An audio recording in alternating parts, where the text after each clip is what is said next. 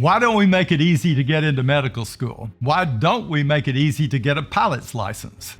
Why don't we make it easy to visit our nuclear sites? We just make sure that these people like us and want to work in our hospitals, fly our planes and handle our bombs. If we pay well and treat them right, I'll bet we could get a lot of applicants. Instead, wouldn't there be some barriers to admission? Or would the candidate experience be more important than a rigorous review of a person's mental state and cognitive capabilities, personality, and character? Today, we'll focus on why the most outstanding sales leaders in the world put together a challenging set of tests to recruit the best salespeople. For example, think of a candidate for the NFL. If they don't have the right profile, strength, and physical characteristics, they will die. Have you ever seen an NFL lineman? They're big and strong. Make it easy to get in and they will die. Yet that's what many companies do all the time. They make getting the sales position easy. They don't value their position and their new hires actually die on them.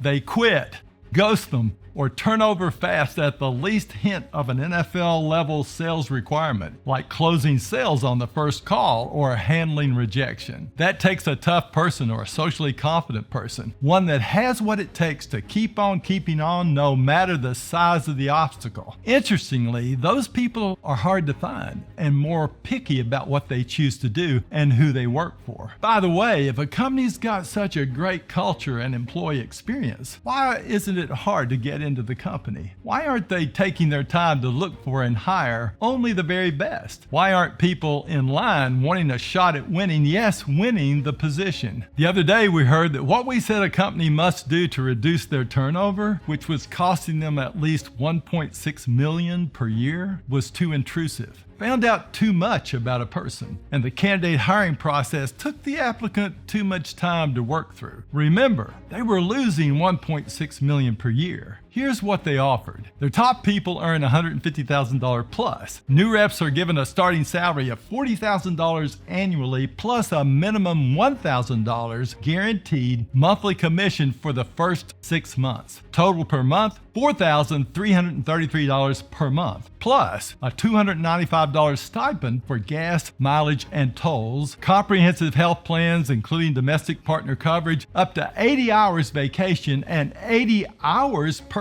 and sick time in the first year. 160 hours or 20 days, or another way to look at this, 4 weeks in the first year plus 10 paid holidays plus a paid day off for your birthday. Another 2 weeks. A 401k with company match, parental leave, pay at 100% for 10 weeks. Paid time off to volunteer, office snacks and drinks, hybrid work policy, career development training, promote from within philosophy. To sum it up, $150,000 plus sales potential, growing company, great culture, $4,333 per month for 6 months, comprehensive medical, up to 6 weeks off in the first year, plus another 10 fully paid weeks of parental leave if needed, and work from home, training, and promotions from within. And they were still losing people in the first 6 months after the $4,333 dropped to $3,333. Imagine that today you're one of those thousands of small businesses hiring salespeople. In the last several years, employment has been very high, and smart, hardworking people who could sell are working. The people you see who apply for your sales position are relational, diplomatic, low ego people who love to nurture and serve others. For some of them, sales, especially those jobs with titles like marketing associate or customer success manager, are chances for moderately high incomes and low stress positions. Many of the candidates that apply for your sales position you like. Yet when you choose one to hire, you find it's like putting a young high school football player in the NFL. They just don't fit. They're nice, but they're not strong enough in their personality and character to handle the chaos and activity of high performers. They do not fit the goal-oriented, hardworking, and resilient people